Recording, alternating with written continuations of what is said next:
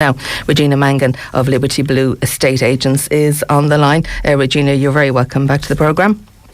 Good morning, Maria. Good morning, listeners. There's no other word for it. The dire situation in the rental market. So few houses available, as highlighted by this morning's Daft.ie report. I really feel sorry for people who are trying to get somewhere to rent. Oh, or buy. I'm 25 years now in the business in Waterford, and I have never ever seen it so bad. In actual fact, when I looked on Daft this morning, in the entire city and county, so from Ballinaccorty across the Dummeries to Tramore to the city, there are 4 properties advertised on Daft. My God, 4. Right? So there's a few things, right? They're talking about the rent increases in Daft, and they're saying that according to Daft, the rent in Waterford are up 13.3%. Just imagine now, right, that Red Sea are doing a poll. Would they do that on 4 people, right? So the data is all skewed because the stock isn't there for rentals. So that's the first point I'd like to make. But it all goes back to supply and lack of supply. It's very difficult for agents now to actually advertise properties. So no doubt there are properties being rented off the books, shall we say. We are anyway, because when we advertise a property, we could have up to 60 inquiries per property. People coming to the door all day and ringing, and it's very distressing for them. And it's distressing for us as well, to be honest, because you're constantly saying, no, I can't help you. It's absolutely dreadful. And it's time that the government sits up now and says, well, what are we going to do about it? And yes, there are plans in the pipeline, but how long is it going to take to actually provide supply? So some urgent action is needed. And that could take quite some time because there just isn't the people to do the work. It's like the retrofitting. Like they've advertised that and everything. They don't have the people to do it. Yeah, that's a big issue.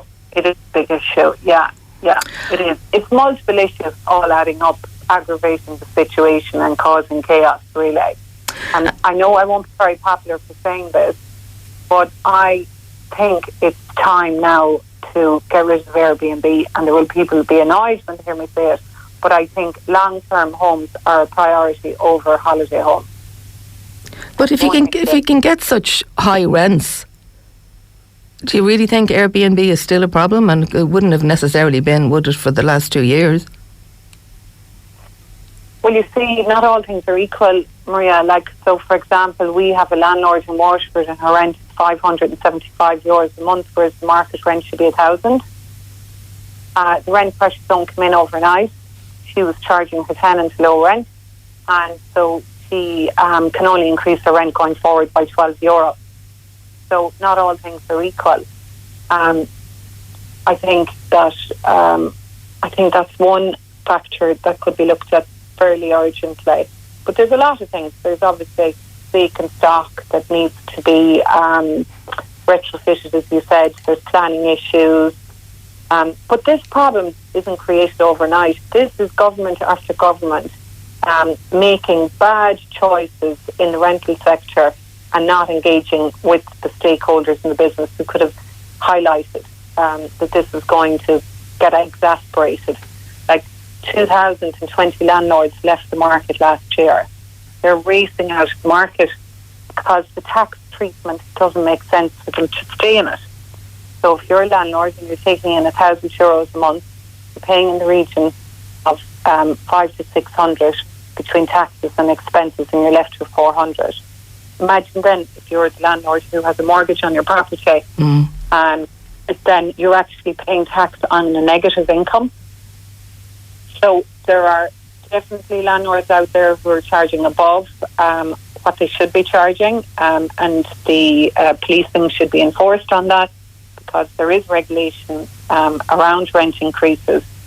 So I don't support landlords who don't look after their tenants properly. But for the vast majority of landlords, in my experience, do as well. You know? And you'd have to feel sorry for the people who are renting and paying such high rents and they can't get a mortgage which would be less than what they're paying in rent. Absolutely. It's terrible. And the problem is then there aren't enough new builds, even for those who can afford it, and they're getting outbid by cash buyers, so people who have bigger savings. So it's very, very difficult. And for anyone who's caught in a long-term rental situation and can't see any way out of it, and no security of tenure, it is it's just very dysfunctional. Very dysfunctional. Okay, Regina, thanks very much for talking to me this morning.